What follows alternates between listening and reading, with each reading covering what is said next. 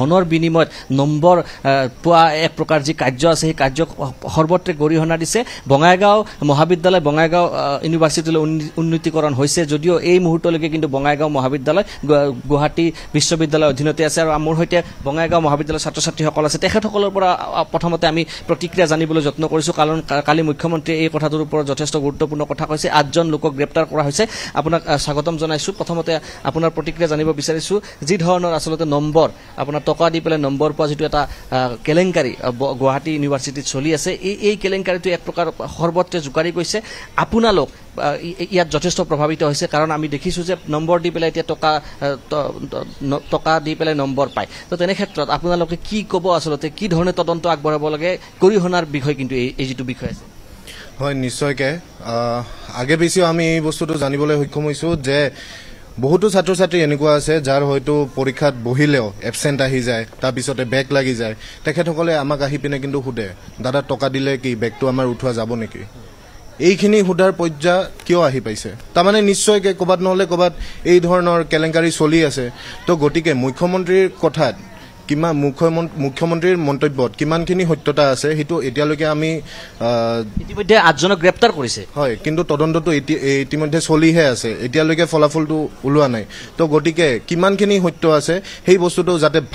ভালভাৱে যাতে তদন্ত কৰক সেইখিনি আমাৰ বিনম্ৰভাৱে অনুৰোধ জনাইছো কাৰণ কিয় ইয়াতে আমাৰ ভৱিষ্যত জড়িত হৈ আছে কিন্তু বহুতো আমি এনেকুৱা হয় যে আমি ইমান পঢ়ি পিনেও আমি কিন্তু 7.6 পইণ্টৰ ওপৰত আমি কিন্তু পাবলৈ সক্ষম নহওঁ তো গতিকে এনে ধৰণৰ যিসকল ছাত্ৰ ছাত্ৰীয়ে নপঢ়ে তেখেতসকলৰ বেক লাগি যায় আৰু বেক লগাৰ পিছত যদি সেই ধৰণে যদি টকা দিলে যদি সেই এবসেন্টটো নাইবা এৰিয়াৰটো যদি উঠি যায় তেনেহ'লে এইটো আমি তীব্ৰ গৰিহণা দিছোঁ কাৰণ কিয় এনে ধৰণৰ কেলেংকাৰী যদি জড়িত হৈ আছে লোকসকল যদি এই ধৰণৰ কেলেংকাৰীত যদি জড়িত হৈ আছে তেনেহ'লে কিন্তু আমাৰ ভৱিষ্যতক লৈ এইটো খেলা হৈ আছে আৰু আমাৰ ভৱিষ্যত কিন্তু সংকটত পৰিছে যিবিলাক লোক জড়িত আছে তেখেতসকলৰ বিৰুদ্ধে কি ধৰণৰ ব্যৱস্থা গ্ৰহণ কৰিব লাগে আমি বিচাৰো যে যেহেতু এইটো আমাৰ ভৱিষ্যতক লৈ এইটো এটা খেলিমেলি চলি আছে তো গতিকে অসম চৰকাৰে এইটো যিমান পাৰে যি ধৰণে পাৰে দুখীসকলক যাতে কঠোৰতকৈ কঠোৰ শাস্তি দিয়ক কাৰণ কিয় ইয়াতে আমি নিবিচাৰো যে আমাৰ ছাত্ৰ ছাত্ৰীৰ ভৱিষ্যতক লৈ খেলা হওক কাৰণ কিয়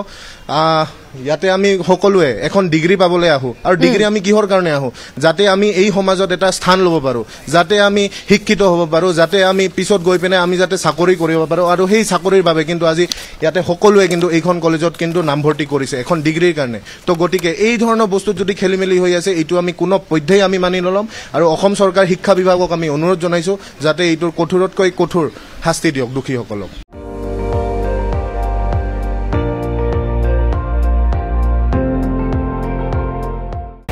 আপুনি চাই আছে ND24 সৰ্বশ্ৰেষ্ঠ নহয় সৰ্বোত্তমৰ দৌৰ